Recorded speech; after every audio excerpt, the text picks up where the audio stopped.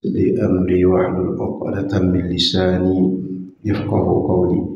Alhamdulillah, Bapak Ibu yang rahmati Allah Subhanahu wa taala, kita bersyukur malam ini kita alhamdulillah masih bisa hadir di masjid salat maghrib, kemudian i'tikaf untuk pengajian, berzikir, silaturahim, menuntut ilmu dan berbagai hal yang lain bisa kita buat di waktu yang berkah ini. Mudah-mudahan sepanjang hayat kita termasuk yang istiqamah dengan amal saleh, dan ketika pulang kepada Allah dalam keadaan dirahmati oleh Allah dan diridhai oleh Allah hidup kita dunia dan akhirat. Amin ya rabbal alamin. Salawat berangkai salam kepada Rasulullah sallallahu alaihi wasallam. Semoga kita semua di akhirat termasuk di antara orang yang dimuliakan Allah, berkumpul bersama Nabi Muhammad sallallahu alaihi wasallam. Amin ya rabbal alamin. Di pertemuan sebelum bulan Rabiul Awal kita membahas tentang zakat. Malam ini saya membahas sedikit tentang sedekah. Sedekah ini maknanya pemberian kita kepada orang lain. Niatnya sekedar sedekah saja, bukan melaksanakan kewajiban apakah zakat atau nazar atau kewajiban-kewajiban yang lain. Apa hukumnya sedekah itu? Sunnah. Apapun nama istilahnya, tapi semua sedekah itu sunnah. Dalam Al-Quran Allah katakan, فَمَنْ يَعْمَلْ مِثْقَالَ ذَرَّةٍ خَيْرًا يَرَهُ وَمَنْ يَعْمَلْ مِثْقَالَ ذَرَّةٍ شَرًّا يَرَهُ. Kecil, sedikit, nampak sepele, nampak remeh, tapi dia sedekah, Allah akan pandang, Allah akan balas dan akan diberikan pahala oleh Allah Subhanahu wa taala. Dalam hadis Nabi, ittaqun nara walau bisyiqqit tamrah. Berusahalah kalian selamat dari api neraka meskipun dengan bersedekah sekeping kurma. Kurma itu kan satu buah itu kecil, paling sebesar jari kita ini atau kelingking kita ini. Setengahnya kita kasih, itu sedikit, tapi yang sedikit itu bisa menjadi pelindung dari api neraka. Rasulullah waktu datang ke rumah beliau, Sayyidah Aisyah senyum-senyum. Ditanya, ada apa Aisyah kok senyum-senyum? Cerita Sayyidah Aisyah, tadi Rasul ada datang seorang ibu dan dua orang anak dia. Anak itu keduanya masih kecil, digendong, minta sedekah makanan. Di rumah tak ada apa-apa, yang ada cuma 3 biji kurma. Lalu diberikan 3 biji kurma kepada ibu dan 2 anak. Ibu ini diambilnya 1, dikasih 1 kepada anak, 1 lagi kepada anak yang lain, sehingga ketiganya sudah dibagi. Masing-masing anak makan kurma. Ibu tadi belum makan, ditunggunya anak selesai. Apa yang terjadi? Begitu anak selesai makan kurma, keduanya serentak lihat kurma ibunya. Apa yang dibuat oleh ibunya? Dikeping 2 kurma tadi. Setelah itu dikasih kepada kedua anak. Dimakan anak tadi. Ibu tak jadi makan. Maka kemudian kata Nabi, ittaqun nar walau bisyiqqit tamrah. Berusahalah kalian selamat dari api neraka meskipun bersedekah dengan sekeping kurma, seperti yang dilakukan oleh Sayyidah Aisyah. Itu ceritanya. Jadi ibu-ibu ini sangat sayang kepada anak, sehingga kalau sudah pemberian untuk anak itu tak ada ujungnya, tak ada tepinya. Selama bisa diberikan pada anak, dikasih anak. Iya bu. Nah, bapak-bapak kadang gitu juga. Kadang-kadang bapaknya biar tak belanja, tapi anaknya belanja. Biar tak makan roti, tapi anak makan roti. Begitulah orang tua kepada anak. Ini saya yakin bapak-bapak semua nih. Paling zahid belum bapak lagi. Siapa? Yuda belum bapak-bapak lagi. Yang lain bapak-bapak, ibu-ibu saya yakin tahu Bagaimana rasanya orang tua sangat sayang kepada anak. Kemudian sedekah itu sunnah muakkadah kapan saja Bapak Ibu. Sangat dianjurkan kapan saja. Namun lebih sangat dianjurkan kalau bulan Ramadan. Artinya kapan saja kita sedekah dianjurkan. Di bulan Rabiul Awal, di bulan Rabiul Akhir, di bulan Jumadal Ula, di bulan Akhirah dianjurkan. Tapi sangat dianjurkan kalau bulan Ramadan. Dan tidak ada batas minimalnya. Tadi Al-Quran menggunakan bahasa mithqala dzarrah. Ini menunjukkan sekecil apapun. Maknanya bersedekah besar, bersedekah kecil, keduanya sama-sama dianjurkan. Mau sedekah mampunya 1.000, mampunya 1 juta, 100 juta, 1 miliar, sama-sama dihargai oleh Allah dan tidak ada batas minimal. Boleh berapa saja Bapak Ibu sanggup. Maka kadang-kadang di celengan kita atau di bakul kita seperti yang itu, kadang saya ada 100 rupiah, masih ada 50 rupiah. Tak ada lagi kan? 100 belum kecil sekarang kan? 100 mesti ada isinya. Boleh sekecil apapun boleh bersedekah. Kalau zakat ada batas minimal, ada ketentuannya, ada nisbah. Kalau sedekah tidak. Bapak Ibu mau berapa saja silahkan. Dan banyak pemberian-pemberian kita dalam hidup ini banyak bernilai sedekah. Termasuk kalau Bapak Ibu ke toilet kamar mandi, itu ada kemungkinan ijarah, sewa karena kita memanfaatkan tempat, ada kemungkinan sedekah. Jadi banyak sedekah kita dalam hidup sebenarnya. Pemberian-pemberian kita itu kebanyakan sedekah. Kemudian ketika kita bersedekah, sebaiknya dahulukan keluarga kita dibanding orang lain. Kita punya saudara, punya orang sehubungan darah dengan kita, dia susah. Ada orang lain susah, sebaiknya keluarga kita dulu, baru orang lain dibantu. Kenapa? Kata Nabi, as-sadaqatu 'alal miskin sedekah. Kita berikan sedekah kepada orang miskin, itu nilainya sedekah saja. Tapi ketika 'alal aqarib, diberikan kepada keluarga kita, sedekah wasilah. Nilainya sedekah sekaligus silaturahim. 2. Satu sisi, kenapa kita dahulukan keluarga kita? Jika dia makmur, jika dia sukses, kita akan terbawa dengan sukses dia. Tapi kalau sempat dia menderita, dia susah, kita akan terbawa apakah susah dia dan disebut oleh orang lain. Baiknya disebut, buruknya disebut. Maka syariat anjurkan kita bila sedekah prioritaskan keluarga kita baru orang. Termasuk kerabat-kerabat sekitar kita. Dia tak saudara kandung, tapi dia mungkin sudah sepupu, 2 pupu, atau masih jalur dulu satu rumah gadang dengan kita, satu induk, atau sekarang mungkin satu suku, satu marga, satu apa lagi istilahnya. Pokoknya itulah. Dahulukan mereka dibanding yang jauh. Kalau sudah seperti itu, ada orang dekat rumah, ada yang jauh rumah. Dahulukan yang dekat rumah dibanding jauh rumah. Jangan sampai setiap hari kita bermobil bagus, berpakaian bagus, makan enak, tetangga lihat, tetangga dengar, tetangga cium aromanya. Tapi ketika kita berbagi, dia tak pernah dapat. Orang jauh, dia dapat. Betapa dia iri, betapa dia bersedih karena dia tak pernah merasakan apa yang dirasakan oleh tetangganya, sementara tetangganya banyak berbagi. Padahal kalau sempat kebakaran, yang paling dahulu membantu menyiramkan air tetangga samping rumah. Tak ada tetangga 10 kilo rumah kita yang akan nyiram air pertama.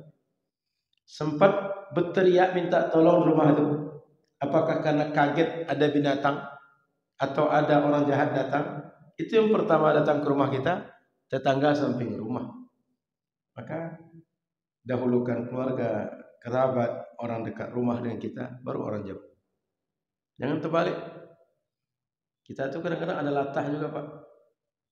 Mentang-mentang kata orang di Mentawai, di Pedalam Telang Mama, di Siak 2 atau di Palas, Di situ orang hidup miskin, hidup susah. Jadi semuanya kalau sedekah, asal sedekah ke situ aja. Sementara di samping rumah tak ada yang perhatikan. Yang dekat-dekat kita tak ada yang ngasih. Kalau selesai samping kita, dekat kita, dioporkan jauh, silahkan. Tapi jangan sampai yang jauh kita perhatikan, yang dekat kita tak perhatikan. Maka syariat anjurkan dahulukan yang dekat. Dahulukan, ibarat kita buat lingkaran macam obat nyamuk.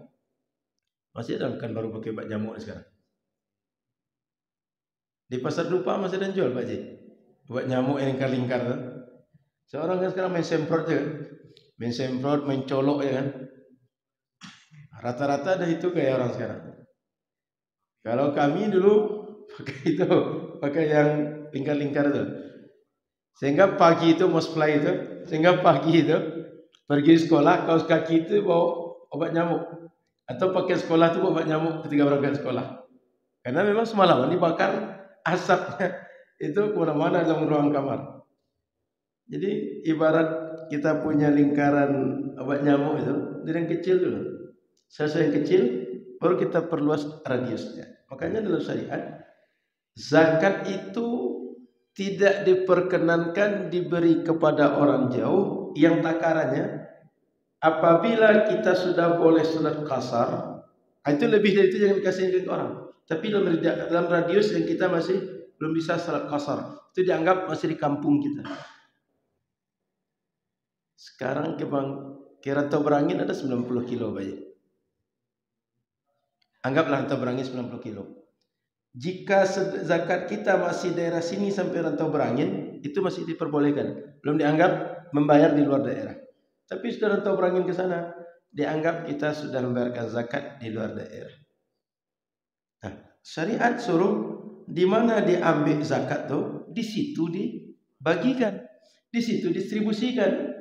Sehingga orang kaya satu tempat memberikan kepada orang miskin di tempat kekayaan itu diambil. Jangan sampai dipindahkan. Syukur-syukur kalau orang miskin di sini diperhatikan orang kaya daerah lain. Takutnya yang kaya di sini semua perhatikan daerah lain juga perhatikan daerah yang diperhatikan oleh orang kaya di sini. Orang itu double, orang miskin di sini tak ada yang perhatikan. Sehingga timpang terus. Maka ibarat kita punya lingkaran obat nyamuk tadi, ambil yang kecil dulu, yang terdekat dulu, yang paling dekat dengan kita. Baik kekerabatan, baik tempat tinggal, baru lebih luas dari itu.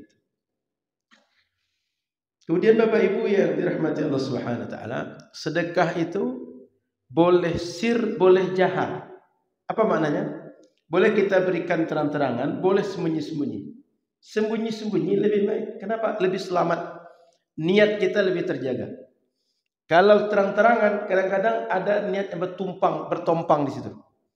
Mungkin niat ingin ditengok orang, mungkin niat supaya dibanggakan orang.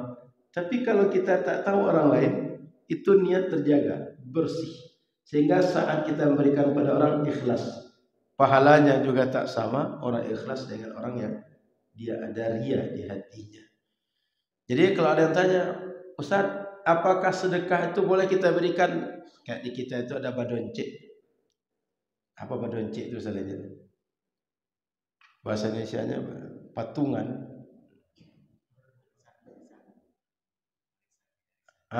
Kayak arisan itu. Pokoknya kita berikan sedekah kita itu diumumkan, disebut atau ditulis donatur Masjid Al-Muqaddis bulan Oktober. Bapak Fulan 100.000, Bapak Fulan 200.000, Fulan 500.000. Boleh terang-terangan, boleh sir. Sir lebih baik. Bukan tak boleh terang-terangan. Boleh. Apalagi kita mampu menjaga niat. Atau bahkan orang alim itu, orang yang diikut ustaz atau tuan guru itu, dia justru dianjurkan mengerjakan yang sunnah-sunnah itu dinampakkan. Untuk apa? Satu, orang meniru. Dua, jangan sampai ada tuhmah, ada tuduhan menyuruh orang yang pandai dia tak melakukan. Makanya ibadah sunnah itu kalau ada nampak orang-orang sengaja ditampakkan, sengaja di tempat terbuka dibuat, di antaranya fungsinya itu agar orang meniru, agar orang tidak menuduh dan orang berburuk sangka bahwa orang itu hanya pandai bercakap, tak pandai mengamalkan. Nah, itu kadang-kadang perlu juga begitu amal sunnah itu diperlihatkan. Sehingga tidak mutlak bahwa memberi, bersedekah, beramal sunnah tidak boleh terang-terangan. Boleh. Keduanya punya afdal masing-masing. Boleh jadi dengan terang-terangan lebih afdal dibanding yang sir, atau yang sir lebih afdal dibanding terang-terangan. Maka tidak bisa amal setiap orang ini dipukul rata dan diukur amal seseorang dengan amal orang lain. Apalagi perkara hati. Dalam hati ini tak ada yang bisa mengira. Kata Melayu, dalam laut bisa diukur. Sedalam-dalam sungai Siak masih bisa juga diukur. Tapi dalam hati tak ada bisa menakar. Maka tak usah kita takar-takar hati orang. Dia sombong, dia dengki, dia tamak. Tidak usah dikira-kira. Husnuzon saja lebih baik, lebih menenangkan hati. Karena kalau buruk sangka itu, orang yang buruk sangka itu bisa stres. Apalagi orang yang dia tuduh tak seperti yang dia tuduh, makin sakit hati dia. Maka Bapak Ibu yang dirahmati Allah Subhanahu wa taala, tak usah ditakar-takar hati orang. Bersyukur saja kita bisa beramal soleh dan dia pun beramal soleh. Mudah-mudahan berlomba-lomba dalam kebaikan. Lanjut. Sedekah itu sebaiknya Bapak Ibu bila sudah selesai kebutuhan pribadi kita, orang yang kita tanggung, dan siapa saja yang mesti dalam tanggungan kita. Jangan sampai kita jor-joran sedekah, tapi anak tak makan di rumah. Jangan sampai ini itu semacam dibantu, tapi istri tak dikasih uang jajan. Selesaikan kebutuhan kita, kebutuhan orang-orang yang wajib nafkahnya di tangan kita, dan orang-orang menjadi tanggungan kita. Contoh, kita punya asisten, kita punya sopir, kita punya tukang kebun, kita punya ajudan. Selesaikan semua. Jangan sampai orang lain banyak kita bantu, tapi orang sekitar kita pelit. Tidak. Selesaikan yang di kita dulu, baru orang lain. Kan sebagian kita ada yang gitu, Pak. Orang lain itu minta ampun dia ngasih. Mudah ngasih 100.000, 200.000 itu mudah. Pas anaknya minta belanja, 5.000 aja payah keluar. Istrinya bertanya, "Bang, ini nampaknya minyak goreng kita sekali masak lagi nih, Bang." "Oh, alhamdulillah," kata dia. "Berarti nanti tak usah makan goreng kita lagi. Kita rebusnya ubi itu lagi," kata dia. Mestinya abangnya berpikir, "Oh, berarti kita beli baru lagi deh ya." Nah, tapi karena pelitnya dia, dah rebusnya lagi, tak usah digoreng lagi, kata dia. Jangan sampai seperti itu. Dahulukan kebutuhan kita, kebutuhan orang yang menjadi tanggung jawab kita nafkahnya, dan orang-orang sekitar kita yang mesti kita tanggung. Atau kita punya anak angkat, atau kita punya orang-orang yang biasa kita tanggung hidupnya. Selesaikan itu dulu, baru sedekah setelah itu. Ibda' bin nafsik wa biman ta'ul. Kata Nabi, mulailah sedekah itu untuk biaya diri kalian, biaya orang yang kalian tanggung hidupnya, baru bima syi'ta, siapa saja yang engkau mau. Jadi Bapak Ibu, jangan sampai salah cara memandang. Sedekah itu ibadah, betul. Pahala, betul. Disukai Allah, betul. Tapi untuk keluarga kita lebih dahulu dibanding itu semua. Dan kepala keluarga ketika nafkahi keluarganya, nilai sedekah juga bagi dia. Ketika dia mencari nafkah untuk keluarganya, jihad juga bagi kepala keluarga. Jadi jangan terbalik. Jangan kita ini memandang prioritas orang terus dibanding kita. Tidak, selesaikan kita, baru orang lain. Sedekah, zakat, wakaf dalam Islam bukan bertujuan memiskinkan orang punya harta dan mengayakan orang lain, bukan. Tapi mengayakan orang yang punya dan juga mendorong orang lain supaya kaya. Bukan sebaliknya. Atau jangan sampai tutup lubang gali lubang. Sedekah, zakat bukan itu prinsipnya. Tapi sedekah, zakat dan semua pemberian dalam Islam menguatkan orang yang punya harta dan membawa orang yang tak punya supaya dia kuat seperti orang yang punya. Bukan tutup lubang gali lubang, bukan itu prinsip dalam Islam. Lanjut. Bapak Ibu yang dirahmati Allah Subhanahu wa taala, dianjurkan sedekah itu dengan harta terbaik.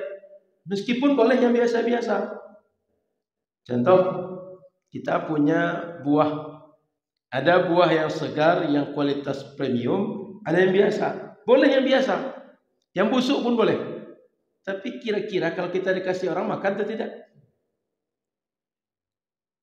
Kira-kira begitu. Artinya sedekah itu dengan harta terbaik, dengan harta yang buruk pun boleh. Tapi pilihlah dengan harta yang terbaik. Lan tanalu birra hatta tunfiqu mimma tuhibbun. Berikanlah yang terbaik, yang terbagus. Kalau baju, bila perlu jangan baju bekas, baju baru berikan. Kalaupun baju bekas, berikanlah yang sudah bersih. Maka kami dalam beberapa kesempatan, jika orang menitip baju bekas untuk daerah pedalaman, orang korban gempa dan segala macam, kita minta supaya baju bekas itu sudah di laundry dan sudah bersih baru itu diberikan. Karena ada sebagian orang, baju itu mungkin sudah tertumpuk di rumahnya sudah 10 tahun. Dan baru dibuka lagi ketika ada informasi akan mengumpulkan sedekah baju bekas untuk korban bencana. Jangankan dipakai orang tempat bencana itu, mungkin bapak ibu tuh andailah digerakkan sedikit baju itu, kalau 10 tahun tidak dibuka, mungkin dah kancing itu dah lepas tanpa ditarik. Digerakkan sedikit jadi lepas kancing itu. Atau kainnya itu agak tertariknya sedikit, mungkin dah robek. Karena dah lama. Dan itu tak sedikitnya seperti itu. Maka kalau ingin bersedekah untuk korban gempa, carilah yang terbaik. Kalaupun barang bekas, bersihkan, rapikan. Kalau perlu, masukkan dalam plastik macam dia baru. Karena mohon maaf, saya sudah berapa kali ke daerah bencana, banyak baju bekas itu sampai daerah bencana nggak mau orang yang korban itu ngambil. Kenapa? Karena melihat dia sudah malas apalagi makainya. Memang disampaikan oleh lembaga-lembaga ke daerahnya, sampai, tapi masyarakat nggak terima. Kenapa? Melihat dia sudah malas. Baunya itu terasa bahwa bau itu barang lama yang tak dibuka. Dan itu real. Sehingga kalau ingin barang kita diterima orang, dipakai orang, berikan yang terbaik. Rasanya kalau saya lah, jika saya berikan ke orang, lalu saya nampak orang memakai itu, saya senang. Daripada barang kita diberi ke orang, ujung-ujungnya kita tengok di tong sampah. Daripada dia buang, mending kita yang buang. Jadi kain pel. Daripada dia jadikan kain pel, sebenarnya mending kita jadikan kain pel. Ngapain dia pula? Maka saran saya, Bapak Ibu, memberi itu berilah yang terbaik. Agar ketika orang menerima, dia senang. Bayangkan kita menerima, senang menerima pemberian yang bagus, yang baik, yang cocok, yang baru, yang bahagia sekali kita kalau memiliki barang seperti itu. Jadi boleh barang yang bekas, barang sudah dipakai, tapi sebaiknya yang terbaik yang kita berikan, yang baru, yang bagus, yang masih utuh. Jangan sampai yang sudah kayak koyak pula. Jangankan orang nengok, kita yang punya nengok barang tu, dah malas nengoknya. Atau sudah banyak warna-warninya macam pulau, bukan pulau Mentawai, pulau Seribu. Maka Bapak Ibu yang dirahmati Allah Subhanahu Wa Taala, pemberian kita baik atau tidak baik, orang akan terima. Tapi orang akan menilai. Ternyata cuma segini mental bapak itu. Itu duniawi itu. Belum lagi pandangan Allah dan manfaat bagi orang lain. Sudah itu, saat memberi, berilah dengan kepuasan hati. Jangan diikuti dengan umpatan, cemeehan, atau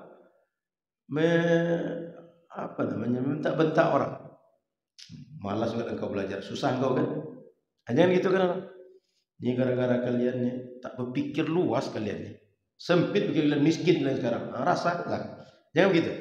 Mengasih-ngasih aja. Kalau tak sanggup mengasih langsung itu bisa ikhlas, kasih melalui orang. Biar orang yang ngasihkan. Daripada nampak orang nanti terima orang nanti, bentuk takkan sejahtera selama hidupnya. Jadi jangan dikata-kata ya.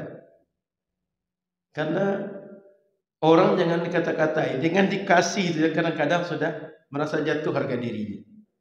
Sudah merasa dia ni macam tak berguna betul lah ke hidupnya kata orang. Apalagi sudah dikasih harga dirinya jatuh, dikata-katai pula lagi. Makin sakitlah hati orang tadi. Makin hibahlah hati orang. Jadi dalam syariat tak diperkenankan kalau kita memberi, lalu kita berikan juga kata-kata kasar, berikan juga umpatan, jangan. Nanti bisa menggugurkan, menghapuskan semua pahala dari sedekah yang sudah kita lakukan kepada orang-orang sekitar kita. Jadi Bapak Ibu rahmati Allah Subhanahu wa taala, jaga betul lisan kita, jangan sampai menyakiti orang. Memang orang butuh tu kadang-kadang dia nampak macam memelas. Orang butuh tu kadang-kadang nampak dia macam berlebihan. Bahkan berterima kasihnya kadang-kadang macam berlebihan. Tapi tak perlu kita kata-katai. Tahan agar tak menyakiti perasaan orang, juga tak menimbulkan perasaan sombong dalam diri kita. Sudah itu Bapak Ibu rahmati Allah Subhanahu wa taala,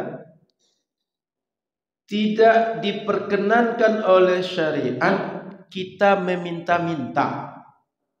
Meminta-minta itu artinya kita tidak perlu, tapi kita minta-minta. Atau semestinya kita bisa mengupayakan diri kita sendiri, bisa kita biayai, tapi kita tak mandiri. Pagi-pagi kerjanya duduk di lapau mota sampai jam 12. Siang mulai berputar, tengok pasar ni. Siapa lah kawan lama yang bisa ngasih beras untuk masak siang ni. Besok pagi ngopi lagi. Begitu terus setiap hari. Kalau malam kerjanya duduk di lapau. Di lapau, utang ke yang punya warung, merokok. Lalu anaknya pergi sekolah, merengek dia. Dia tegur ke sebelah. Dia nak ada uang, kalau anak mau ke sekolah tolong berikan 1,000 gitu. Jangan seperti itu, jangan minta-minta. Lebih baik berkeringat badan, kasar tangan. Dalam bahasa Nabi itu, pergi ke rimba, ke hutan, lalu ambil tali, kemudian diambil kayu bakar itu, diikat, dibawa di pundak, dijual ke pasar, belikan untuk nafkah keluarga, untuk biaya sekolah anak, berobat badan yang sakit, daripada minta-minta pada orang. Kenapa minta-minta pada orang itu? Muka entah di mana mau ditaruh. Dengan meminta itu, orang sudah menilai. Dan belum tentu mengasihi. Dengan minta-minta itu, harga diri dah jatuh. Orang belum tentu ngasih. Tapi kalau kita mencari, ada hasil, insyaAllah orang akan membeli barang yang kita cari dan bisa nafkah keluarga. Maka tak disarankan oleh syariat, tak dianjurkan, bahkan sampai diharamkan oleh syariat meminta-minta. Apalagi mampu. Sehingga jangan sampai hidup ini berpikir meminta-minta. Mohon maaf, ada orang hari ini dari meminta-minta itu kaya raya pula daripada pejabat konglomerat lagi. Maka kalau kita dalam Islam ini ukur kemampuan kita dengan keinginan kita dengan kemampuan. Jangan sampai uang sedikit tapi pengen mobilnya mobil Alphard pula. Beli sepeda ya tak sanggup, tapi pengen Alphard pula. Buat rumah tiga tipe 36-nya tak sanggup. Menyewa rumah tipe 36 tiap bulannya 500.000 berat. Pengen pula rumah gedungan yang bertingkat 3 pula. Lampunya datang dari Turki pula. Itu macam tak hidup di bumi orang itu. Sehingga setiap saat kerjanya bagaimana bermimpi punya macam ini, punya macam itu. Kalau tak mencuri kerja dia minta-minta, mengemis kerjanya.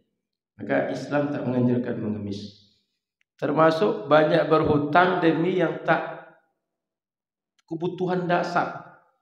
Demi beli baju branded, biarlah kredit. Atau beli HP, asal bertukar pula model HP sama macam kawan-kawan sosialita yang lain, biarlah nyicil. Sebulan 1 juta, sebulan 2 juta. Sehingga gaji itu memang besar, tapi untuk cicilan lebih besar dibanding untuk makan, untuk kebutuhan anak dan keluarga. Maka jangan minta-minta itu membuang harga diri, menyusahkan diri, dan boleh jadi nanti orang gara-gara berhutang itu berubah akhlaknya. Tak sedikit orang kalau berhutang atau dia berjanji, saat ditagih hutang, ditagih janji, kadang berdusta dia. Kadang-kadang diubahnya fakta, kadang-kadang dikorbankan orang lain. Saya sebenarnya ada uang, cuma si anu itu tak mau ngasih bayar uang ke saya. Padahal tak pernah ada orang hutang ke dia. Anggap misalnya saya bilang ke Pak Haji, saya uang 100.000 itu ada sebenarnya, cuma Sarazi ini tak mau dia berbayar uang ke saya. Padahal tak kapan Sarazi utang ke saya. Dikorbankan orang lain. Gara-gara dia di hidupnya standar tinggi, kemudian tak real dalam dalam memandang hidup. Biarlah berhutang, biarlah asal dapat model bagus, biarlah pinjam dulu uang orang. Ketika ditagih, banyak lagunya.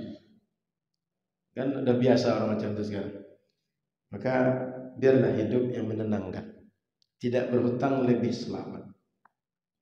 Makanya kata para ulama dulu, kalau orang tanya, kamu mana harta? Kamu kaya atau tidak? Saya tak kaya, cuma saya tak ada hutang kata dia. Dia tak punya uang banyak, tapi tak ada hutang. Jadi kekayaannya itu tak ada hutang. Karena kalau orang berhutang meskipun banyak uang, itu pikiran tak pernah tenang. Tapi orang tak berhutang, alhamdulillah pikirannya tenang. Maka Bapak Ibu, pilihlah yang menenangkan hati daripada membuat hati kita itu risau. Karena hati meskipun risau gara-gara hutang, itu solat bisa tak khusyuk. Baca Quran bisa tak khusyuk, zikir bisa tak khusyuk. Jangankan zikir dan solat, mandi je bisa tak khusyuk. Makan je bisa tak khusyuk. Pas makan terpikir je, gimana caranya kalau datang orang tu lagi hutang nanti? Apalah jawaban nanti?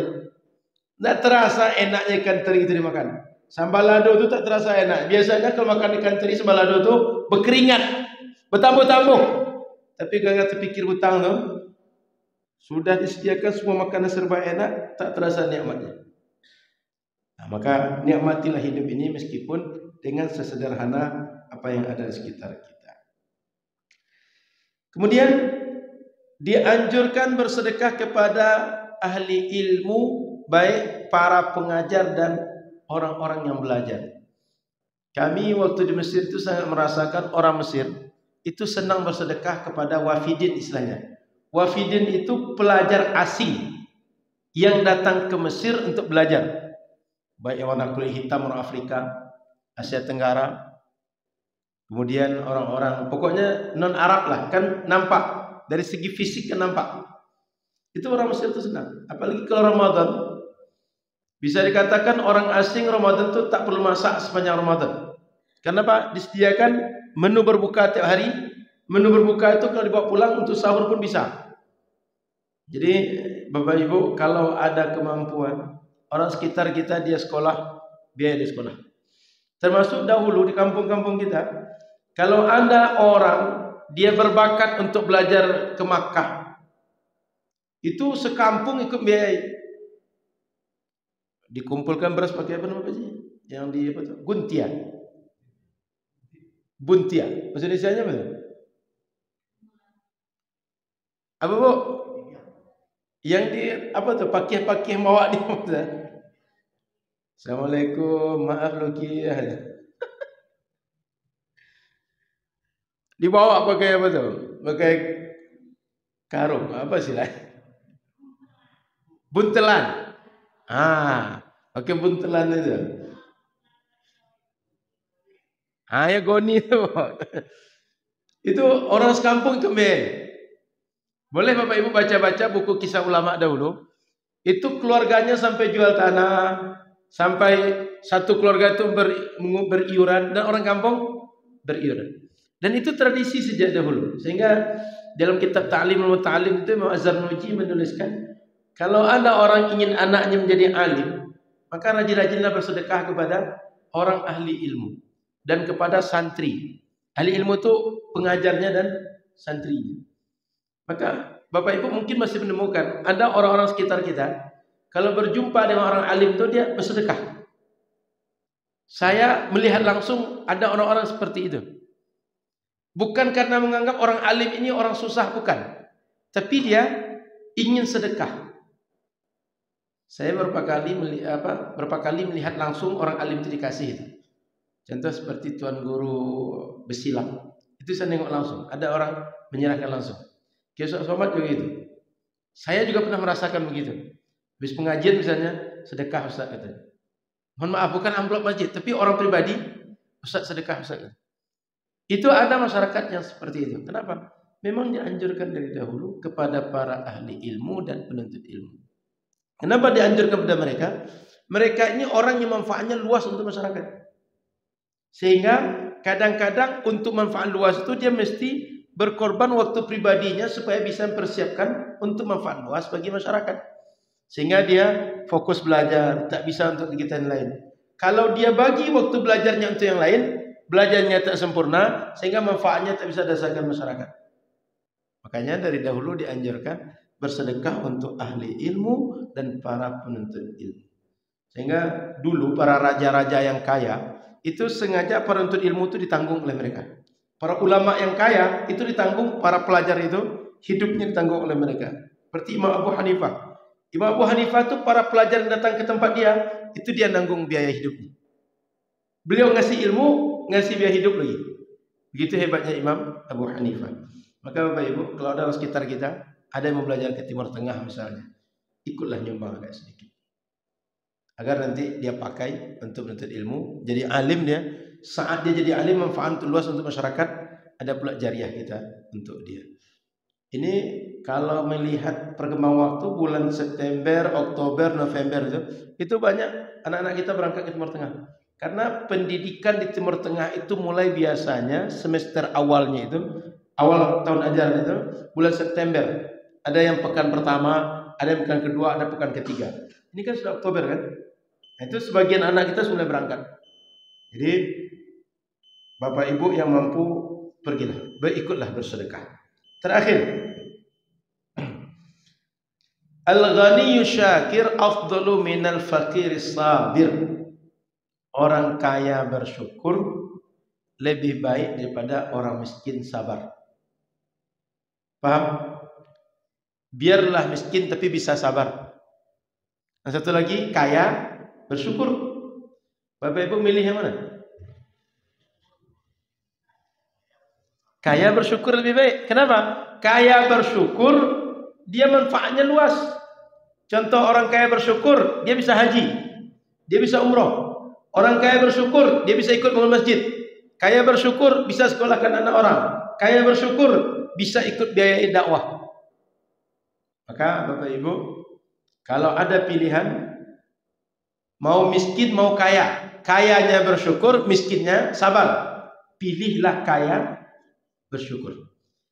Dari dulu Bapak Ibu, Islam tidak memperkarakan kita kaya. Yang diperkarakan itu kalau salah menggunakan harta. Mau orang kaya mau orang miskin, salah mempergunakan harta sama-sama salah. Jangan gara-gara dia kaya salah menggunakan harta dia berdosa. Orang miskin salah menggunakan harta tak berdosa. Tidak, sama saja. Jadi Islam tak pernah memperkarakan kaya miskin kita.